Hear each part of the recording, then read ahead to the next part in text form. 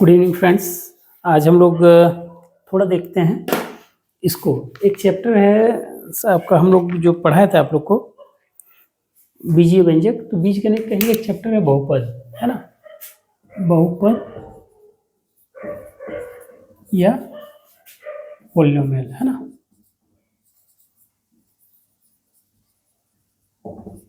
Polynomial, है ना। तो ये एक चैप्टर है। इसका उपयोग बाद में बहुत सारे इसमें से सर्व समीकरण निकल के आते हैं, और सर्व समीकरणों को हम लोग क्या कहते हैं, जो भी ग्रुप डी या कोई भी एग्जाम में बहुत उसका उपयोग है। तो पहले हम लोग बहुपद को एक्चुअली थोड़ा सा देख लेते हैं, क्योंकि बीजीय, देखिए हम लोग इससे पहले देखे हैं क्या, है ना, बीजीय व्यंजक, है ना। बीजीय व्यंजक, व्यंजक देखे हैं, है ना। अलजेब्रिक एक्सप्रेशन, है ना। तो अलजेब्रिक एक्सप्रेशन, एक्सप्रेशन, है ना,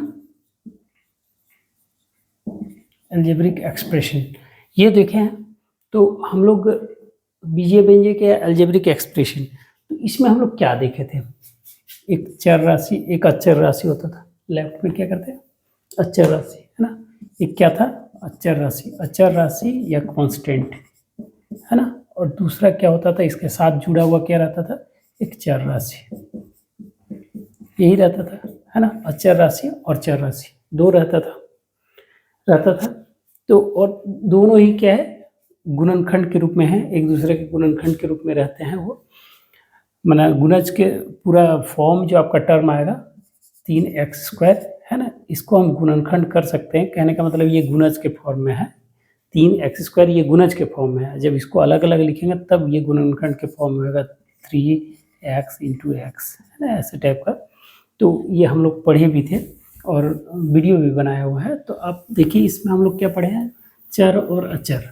तो चर और अचर, तो हमारा जैसे 3x², इस पार्ट को क्या कहते हैं, संख्यात्मक गुणांक, संख्यात्मक गुणांक, है ना, संख्यात्मक गुणांक, इसको कहते हैं संख्यात्मक गुणांक। और इधर चर, है ना, चर माने चलायमान, चलायमान माने गतिशील, जो इसका मान बदलते रहे, है ना, मान बदलने वाला, ये चीज़ है ना, मान बदलने वाला, ये चीज़ चर ऐसा रहता था। और इसमें और हम लोग जानते थे ये क्या कहलाता था, जैसे एक है 3x² है, जो इसमें गुना या भाग का जो भी टर्म आता था वो हमारा कहलाता था एक पद। इसमें यदि जोड़ दिए दो तो हो गया ये द्विपदीय। इसमें यदि 2x करके यहाँ 3 जोड़ दिए तो ये 3 पदीय। यहाँ x², यहाँ x लगा दीजिए, यहाँ 3 कर दीजिए तो ये क्या हो गया, चतुर्थपदीय या 4 पदीय, है ना, इस प्रकार। तो जोड़ या घटाव होने से, घटाव भी रख दीजिए, किसी में घटाव भी रख दीजिए, जोड़ या घटाव होने से पद बढ़ते हैं। हम लोग सीखे थे, यहाँ जोड़ है या घटाव रहे तो हमारा क्या है, ये अलजेब्रिक एक्सप्रेशन का पद बढ़ता है। तो हम लोग ये सब पढ़ चुके हैं। अब हमारा थोड़ा सा देखना है, हाँ, ये चीज़ जैसे 3x², इसको क्या कहते हैं, ये कांस्टेंट हिस्सा है, इसको क्या कहते हैं, न्यूमेरिकल संख्यात्मक गुणांक या न्यूमेरिकल कोफिशिएंट। हाँ, तो ये हमारा हो गया। और इधर हो गया आपका चर राशि। तो अब हम लोग इसमें एक स्पेशल अलजेब्रिक एक्सप्रेशन है, वो भी एक एक्सप्रेशन है, लेकिन इसमें क्या है, टर्म्स और कंडीशंस, शर्तें लागू हैं। इसमें शर्तें लागू, जैसे लिखा रहता है ना, कोई चीज़ ऑफर देने के बाद रहता है शर्तें लागू, तो ऐसे ये एक्सप्रेशन ही है, लेकिन इसमें शर्तें लागू है। तो हम लोग इसमें एक चर वाला पढ़ते हैं, क्योंकि देखिए बाद में हम लोग इसको टेक्निकली कोई भी चीज़ हम लोग मैथ्स पढ़ते हैं या किसी चीज़ को, वो उसको हम लोग क्या अपने व्यवहारिक ज़िंदगी में उतारने के लिए पढ़ते हैं, हम लोग उसको सुविधा के लिए पढ़ते हैं। तो बहुत ज़्यादा उलझाव वाला या फिर जिसका कोई सार्थक नहीं हो, वो तो पहले स्टार्ट किए थे तो सब देखे, लेकिन कोई इसमें सार्थक यदि नहीं आता है तो दिक्कत होगा। तो हम लोग का सार्थक जो आएगा उसके लिए हम लोग पढ़ते हैं। तो हम लोग इसमें पढ़ते हैं एक चर वाले बहुपद। पढ़ते क्या है, बहुपद दो पद वाले भी हो सकते हैं, बहुत पद वाले भी हो सकते हैं, एक चर वाले बहुपद, ठीक है, एक चर वाले बहुपद एक पढ़ रहे हैं। इसमें भी फिर दो कंडीशन लगाया हुआ है। बहुपद को डिफाइन किया गया है, क्या, बहुपद किसको कहते हैं बहुपद में? बहुपद जैसे एक ले लेते हैं, एक बहुपद को कैसे दर्शाते हैं? पहले इसको दर्शाते हैं यदि x² + 2x + 3 ऐसा दिया हुआ है तो इसको लिखेंगे p से डिनोट करते हैं, p से दर्शाते हैं। और यहाँ यदि चर x है तो px लिखेंगे, यहाँ यदि चर y है, यदि ऐसे y² + 5y + 7 ऐसा है तो यहाँ py देंगे। यहाँ यदि t में दिया हुआ है t² 3t + 3t + 2 ऐसा दिया हुआ है तो pt लिखेंगे। हम इसको क्या लिखेंगे? pt लिखेंगे। इस प्रकार से हम लोग क्या करते हैं? पॉलिनोमियल को दर्शाते हैं या बहुपद को दर्शाते हैं।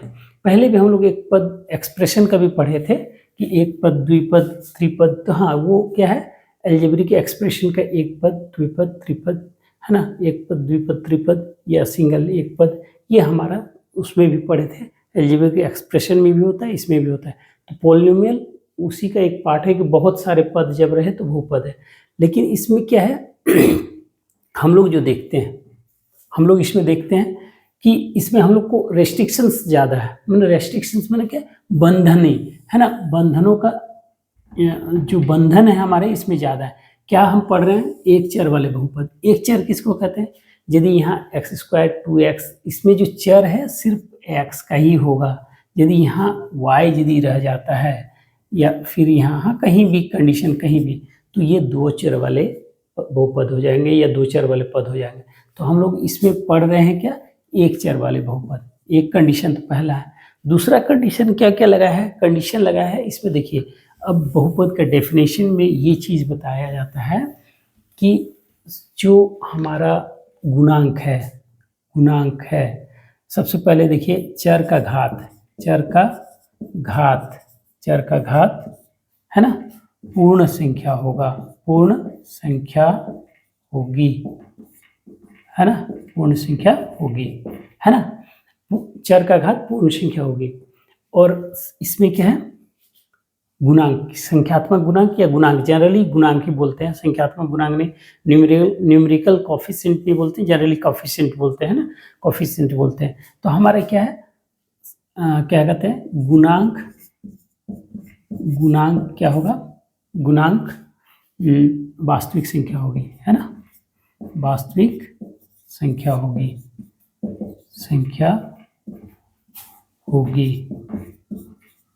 है ना। तो ये हमारा गुणांक जो होगा वास्तविक संख्या होगी, है ना। या फिर ए एन और ए बिलोंग्स टू 0 कर दीजिए, ए बिलोंग्स टू आर, है ना, ए बिलोंग्स टू आर। ए यदि हम इसको गुणांक को ए से डिनोट करते हैं तो ए बिलोंग्स टू आर, कहने का मतलब ए रियल नंबर होगा या ए वास्तविक संख्या होगी या गुणांक वास्तविक संख्या होगी या कोफिशिएंट वास्तविक संख्या होगी या coefficient will be real number, है ना। ये हमारा दो कंडीशन है। चर का घात पूर्ण संख्या होगी। अब चर का घात पूर्ण संख्या होगी, अब दो चीज़ हम लोग देखें, चर का घात पूर्ण संख्या होगी, गुणांक वास्तविक संख्या होगी, बस, है ना। तो अब हम लोग यहाँ क्या करते हैं? चर का घात वास्तविक संख्या होगी, दो चीज़ देख लिए। अब हम लोग इस पर क्या करते हैं? एक कोई इक्वेशन में कोई पॉलिनोमियल लिखते हैं, px ले लिए, इसका घात ऐसे कर दिए x³ + 3x + 4, ये पॉलिनोमियल है, हाँ है। लेकिन यहाँ पर क्या है? हम लोग देखे थे क्या? जो पूर्ण संख्या है, तो पूर्ण संख्या है, तो पूर्ण संख्या का डेफिनेशन क्या है?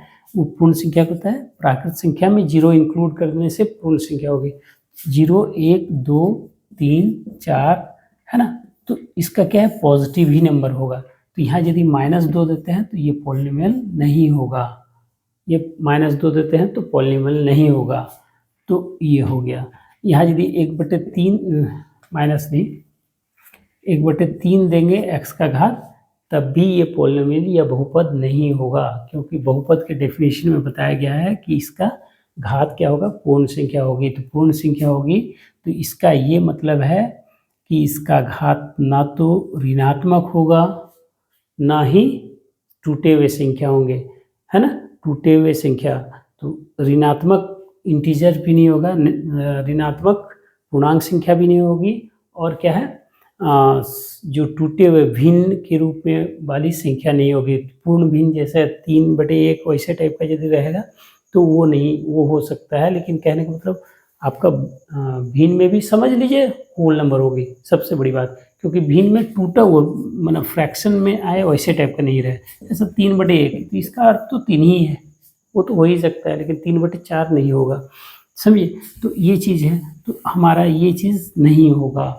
और इसमें क्या है, हम लोग जो इसमें पढ़ते हैं ए वाला, तो ए वाला कंडीशन जो है यहाँ है 3, 2, 4, ये कुछ भी हो सकता है, क्योंकि जितना भी अभी तक हम लोग जितना पढ़े हैं संख्या, सारा का संख्या क्या है जो हमारा अभी माने जो इस लेवल पे है, एसएससी बैंक जो भी वगैरह है, तो इस स्टैंडर्ड में हम लोग कॉम्प्लेक्स नंबर या इमेजिनरी नंबर नहीं पढ़ते हैं। इसमें हमारा जो भी पढ़े हैं अभी तक सारा रेशनल, इरेशनल, मतलब परिमेय, अपरिमेय, पूर्णांक, ऋणात्मक पूर्णांक, धनात्मक पूर्णांक, पूर्ण संख्या, सारा का सारा वास्तविक संख्या होती है। सारा का सारा जो भी होता है वास्तविक संख्या होती है। तो हम लोग का ये चीज़ हम लोग अब समझ गए कि इसमें टूटा हुआ संख्या नहीं होगा पावर में, और क्या है चर का पावर में, ठीक है। चर का पावर में टूटा हुआ संख्या नहीं होगा, और ये भी नहीं होगा, क्या कहते हैं, ऋणात्मक संख्या भी नहीं होगी, ठीक है। तो ये हमारा हो गया, ये हमारा हो गया बहुपद या पॉलिनोमियल उसका। तो इसको एक क्या है स्टैंडर्ड फॉर्म में भी लिखा जाता है, nth टर्म है ना। nth टर्म का क्या है, इसको क्या है nth टर्म, इसका n पद का यदि बहुपद रहे, n पद का nth टर्म या n पद का बहुपद है ना, बहुपद, तो देखिए एक चीज़ बताता है कि इसका जो टर्म है बहुत लंबा जा सकता है, बहुत लंबा जा सकता है, लेकिन इसका टर्म क्या है निश्चित है, एक निश्चित दूरी तक जाएगा, ऐसे अनंत तक नहीं चला जाएगा कि चल रहे हैं चल रहे हैं चल रहे नहीं, ये खत्म होगा, है ना। तो इसका क्या है n पद का बहुपद का स्टैंडर्ड फॉर्म क्या होता है। तो देखिए अभी जो एनसीईआरटी में दे रहा है an x⁴n plus an-1 x⁴n-1 plus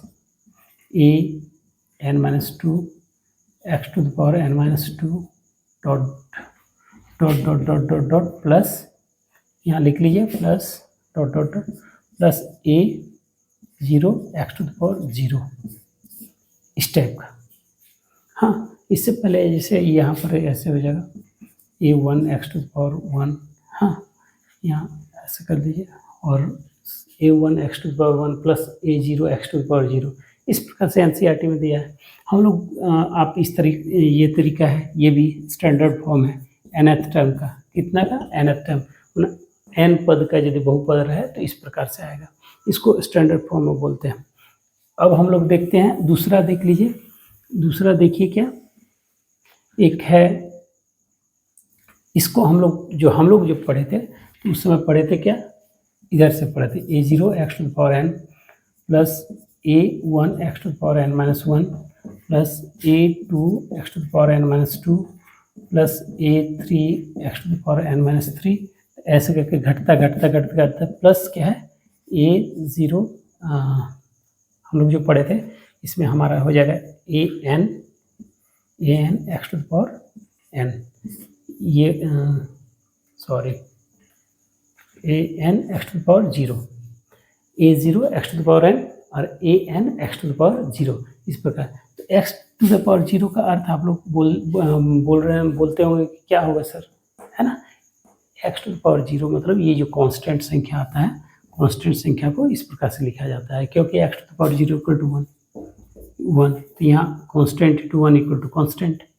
और ये चीज़ जान लीजिए, ये पावर इस पावर का है जैसे एक रिदमिक पावर है ना, ये रिदमिक पावर होता है, लेकिन इसमें कोई रिदम नहीं है। इसमें a0 मतलब फर्स्ट टर्म का कोफिशिएंट, a1 मतलब सेकंड टर्म का कोफिशिएंट, a2 मतलब थर्ड टर्म का कोफिशिएंट, बस इसका यही अर्थ है, उससे ज़्यादा उसका कोई अर्थ नहीं है कि यहाँ कोई फिक्स्ड रहेगा या इसके आधार पे ये 5 है तो ये 7 होगा, वैसा कुछ नहीं है, ठीक है। इसको समझ लीजिए, ये फर्स्ट टर्म, सेकंड टर्म का कोफिशिएंट, थर्ड टर्म का कोफिशिएंट, फोर्थ टर्म का कोफिशिएंट, बस उससे उसका मतलब उतना ही है।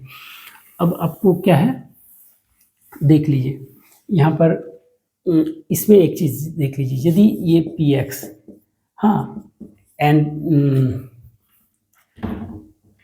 X cube plus 3x² plus x plus 1। तो ये कितना घात का, एक चीज़ आपको बता देते हैं पहले कि किसी पॉलिनोमियल का किसी एक पद का, हाँ, उस पॉलिनोमियल का घात किसको कहते हैं, उस पॉलिनोमियल या उस बहुपद का घात किसको कहते हैं। इस बहुपद का घात क्या है, या degree of a polynomial, degree of a polynomial, degree of a polynomial, हाँ, polynomial, degree of a polynomial, या फिर बहुपद का घात, बहुपद का घात, बहुपद का घात, क्या बहुपद का घात, ये क्या है, बहुपद का घात। तो डिग्री ऑफ ए पॉलिनोमियल या बहुपद का घात। तो हमारा इसमें किसी एक टर्म को पकड़ना है, किसी एक टर्म को जिसका चर का घात सबसे ज़्यादा है। यहाँ चर का घात क्या है, कुछ नहीं है तो शून्य, यहाँ सिर्फ x है तो इसका मतलब 1, यहाँ x² है मतलब 2, x³ मतलब 3, तो सबसे ज़्यादा चर का घात कौन सा है, 3। तो इसको क्या कहते हैं, 3 डिग्री का third degree polynomial, third degree polynomial, third degree polynomial, या फिर थर्ड डिग्री पॉलिनोमियल, है ना, इसको कहते हैं थर्ड डिग्री पॉलिनोमियल, या 3 घात का बहुपद, या तीसरी घात का बहुपद, 3 घात का बहुपद, 3 घात का बहुपद या तीसरी घात का बहुपद। ये इसमें एक टर्म को लिया जाता है, लेकिन वो जो हाईएस्ट जो घात होगा उस टर्म के आधार पे पूरा बहुपद को ही उस घात का बहुपद कहा जाता है।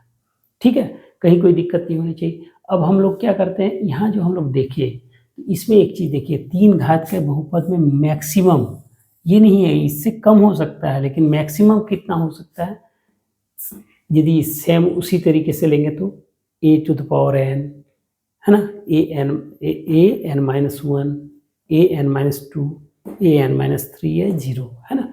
तो हमारा क्या, कितना मैक्सिमम टर्म हो रहा है, 4 टर्म हो रहा है। कितना पद हो रहे हैं, 4 पद हो रहे हैं, है ना। ठीक है, इसी प्रकार से हम लोग यदि 2 घात का दूसरा डिग्री का ले लेंगे तो दूसरा डिग्री का स्क्वायर होगा, x² प्लस 2x प्लस 1 ले लिए, तो इसमें कितना पद हो रहा है, घात डिग्री कितने, 2 डिग्री का है तो पद 1 2 3 पद। तो इसका मतलब हम लोग इस प्रकार से निकाल सकते हैं, जितना डिग्री का पॉलिनोमियल होगा या जितने घात का पॉलिनोमियल होगा उससे एक उस डिग्री से प्लस 1 पद होंगे उस बहुपद में, 1 पद अधिक होंगे। 2 डिग्री का घात है तो 3 पद, 3 डिग्री का घात है तो 4, 3 डिग्री का बहुपद है तो 4 पद, 4 डिग्री का बहुपद है तो 5 पद, 6 डिग्री का बहुपद है तो 7 पद। ये हो गया हमारा, हो गया। अब हम लोग क्या करते हैं, एक चीज़ और जान लीजिए।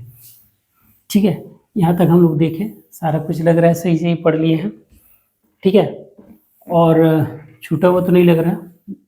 एक चीज़ है जीरोज़, है ना, फैक्टर थ्योरम और रिमाइंडर थ्योरम में बता देंगे, क्योंकि ये देखिए ये बेसिकली क्लास 9th का, फुल्ली क्लास 9th का है। ठीक है ना, ये बेसिकली क्या है, क्लास 9th का चैप्टर, क्या है, क्लास 9th का।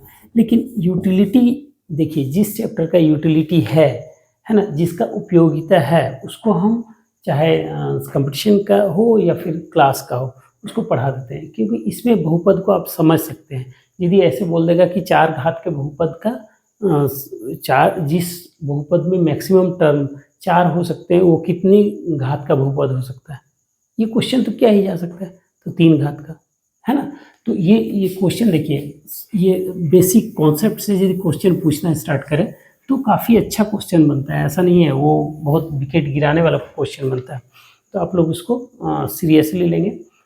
अब ये चीज़ हम लोग, इसमें एक आता है जीरोज़, है ना, एक कहते हैं शून्यक या मूल या कोमा जीरोज़, है ना, जीरोज़। और क्या बोलते हैं, और एक बोलते हैं क्या, रूट्स, क्या बोलते हैं, रूट्स, है ना, रूट्स।